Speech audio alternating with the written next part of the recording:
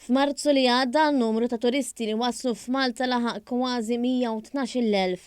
Dan ifisser żieda ta' aktar minn 100,000 meta mqabbel ma' Marzu tas-sena l-oħra. Il-numru tal-wasliet ta' turisti f'Marzu ta' din is-sena qabeż is-36,000 meta mqabbel ma' Marzu tal-2020, ix-xahar li fih ġie rrappurtat l-ewwel każ ta' COVID-19 f'pajjiżna.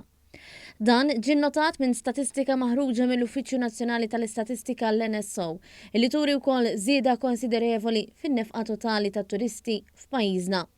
Fil-fatt, f'Marzu li għadda din ammontata l-aktar minn 80 miljun u 100,000 euro. Dan ifisser żieda ta' kważi 70 miljun jew aktar minn 700% meta mqabbel ma' Marzu ta' sena qabel. In-nefqa ta' turisti f'Marzu li għadda kważi irdoppjat meta mqabbla ma' Marzu tal-2020. Jekk nieħdu l-ewwel 3 xhur ta' din is-sena, in-numru ta' turisti li ġew f'pajjiżna ammontaw għal ftit aktar minn 235,000. Żieda ta' aktar minn 200,000 turist meta mqabbel mal-ewwel 3 xhur tal-2021.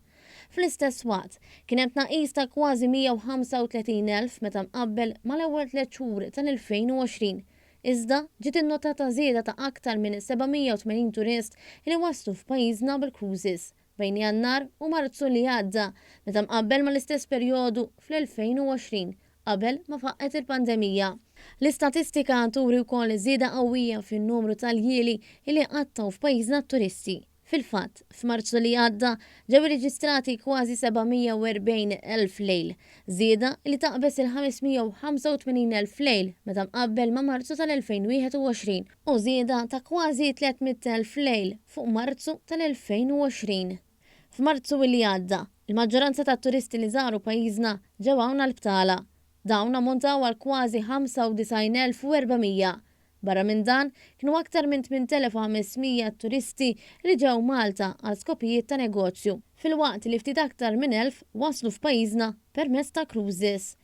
Kienu it-turisti mir-Renju Uniti li l-aktar li fitxew lil pajjiżna bi kważi 24,000, segwiti minn dawk mill-Italja b'aktar minn 16,000 u minn Franza b'aktar minn 12,000.